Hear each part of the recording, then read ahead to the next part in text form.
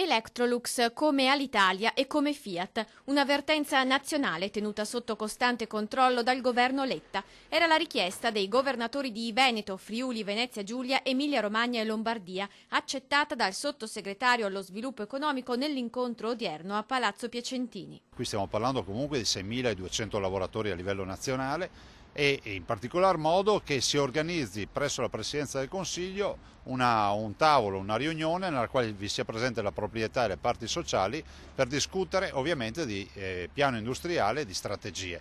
Prima ancora di parlare di esuberi e licenziamenti, altra richiesta accettata. A breve potrebbe esserci dunque un incontro delle istituzioni con la proprietà.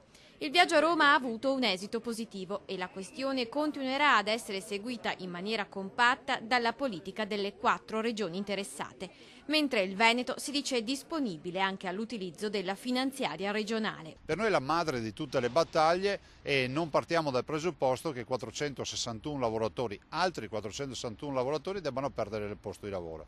Per noi è come se chiudesse la Fiat a Torino. Parallelamente i lavoratori di Susegana, Porcia, Forlì e Solaro proseguiranno con azioni congiunte e manifestazioni.